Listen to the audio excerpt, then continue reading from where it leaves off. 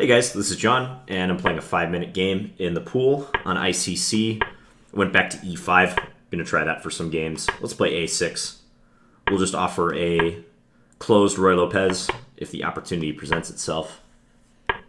So I'm playing Skat, a 2305. Plays an A4 line. This move is kind of annoying. We'll just go B4 like a lot of people do. This guy does not have a name listed. Wonder if I can play bishop g4 here. Let's try it. Trying to take advantage of the fact that he hasn't played h3. So if you were to play h3 now, I could take on h3 and then play knight into d4. That's kind of what I'm thinking. Bishop d5 could be an issue sometimes, so I think I might want to go rook b8. Maybe I'll break in the center with d5. It's not out of the question. How about this? King h8. Just get out of the gaze of that bishop. Maybe bishop e6 would have been okay too. So now he's going to bring his knight to g3. More than likely.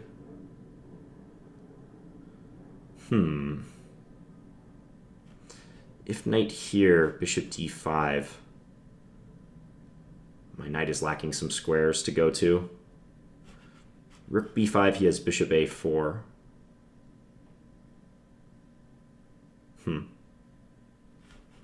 Okay, I'm just going to play a preemptive bishop g6. And then if knight g3, I might go knight h5. It's weird to have the bishop here in a Ruy Lopez.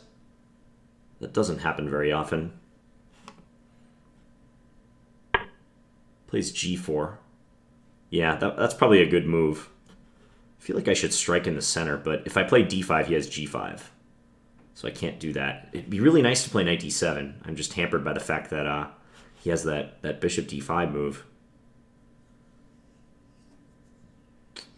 Okay, where's my play going to come from in this position? Maybe queen c8?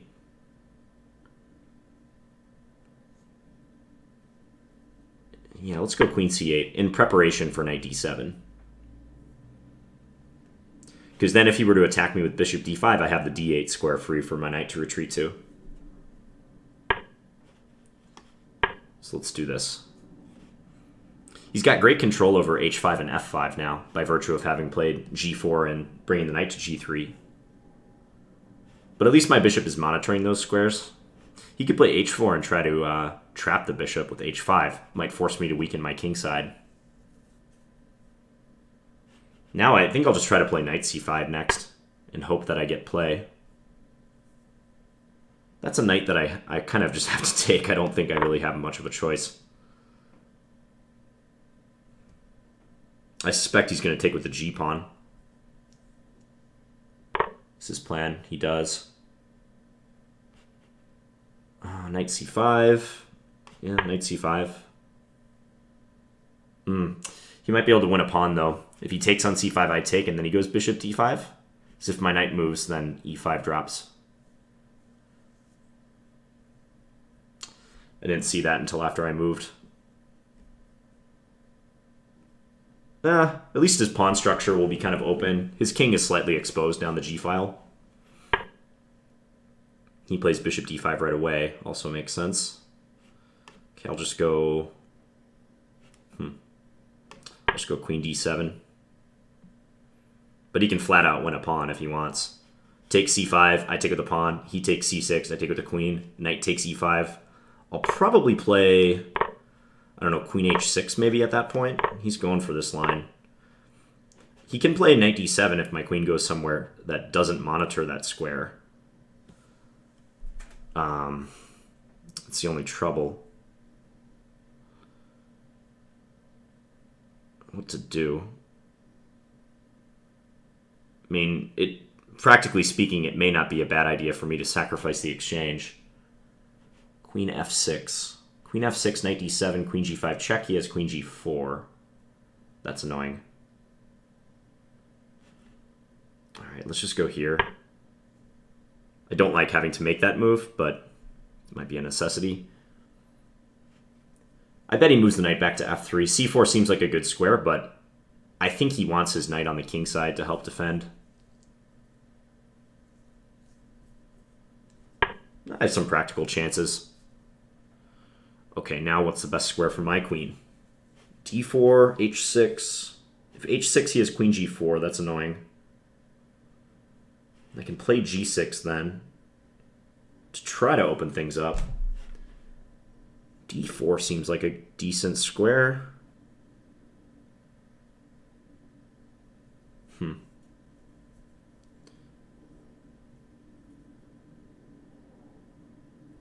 Now let's go queen h6. Let's be a little more forcing.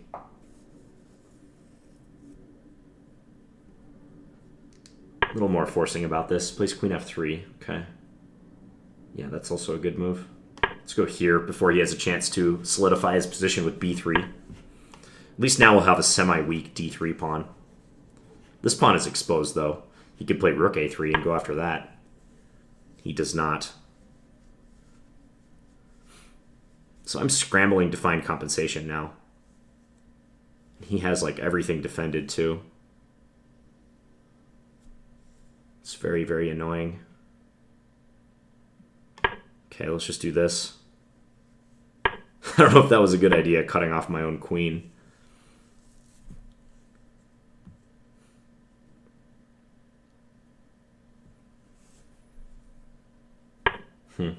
d4, okay, well, at least now I can maybe get some freedom. The b3 pawn is under attack.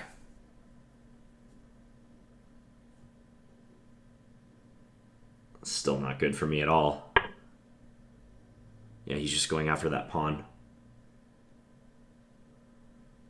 Oh, what to do? How am I gonna swindle him here? I don't see a good way. He'll take on b3, I'll retreat my bishop all the way to f8. This is a very, very bad position. Queen h4, maybe I can go next? Maybe he'll play rook e3 or rook e1. Just to keep everything under wraps. Basically, I can just bother him here. That's my best chance. He's trying to win this forcefully. Okay, but I can take. He has to take. Ooh, that doesn't drop a piece. I thought that dropped his knight on c4, but nope. Oh, that's really too bad. It almost drops something. It's really too bad. Okay, well, I can win a pawn, though. Take on f2. So there's that.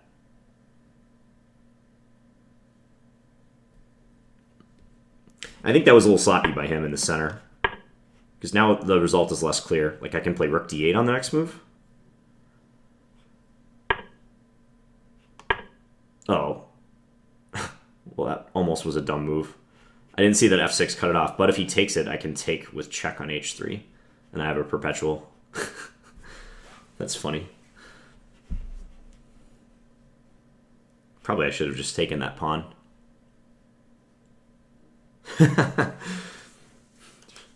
Rook d8. Normally that would be a complete blunder. But now he's deciding whether he wants to try to win this position or not. Because if he takes my rook, queen takes h3 is just a perpetual check. And the more he thinks about it, the more I like my chances. I think the only good way to fight on is check. You know, like check. Queen b3 or queen c3 there. Check. Yeah, I don't really have a good way to win this because my bishop is always pinned. Draw. So I just offered a draw. He took it. All right, that was a weird game. Yeah, I totally played rook d8, and it worked out just because it was pure luck. But yeah, he must be technically winning here. He just has to take his time. Like, I think e5 was a bit rushed. But let's go back. So this move a4 on move 8, it's a way to avoid the mainstream closed Ruy Lopez, which would be initiated after c3 castles and then h3. And here the game can go in many different directions. So he played a4, I played b4, and then a5, castle, d3. So I tried to take advantage of the fact that He's omitted the move h3 by doing this. I don't know how smart of an idea this is by me. Given the position I got, I wish I would have done something different along the way. Like maybe one way I could deviate would be to play bishop e6. I wish I had put my bishop here instead of back to h5 where it just got kicked by his pawn and wound up being fairly useless on g6. So this way I can neutralize this bishop, which is a good piece for white in this line. So I probably should have done that. Let's just see what the engine thinks about that. Yeah, bishop e6.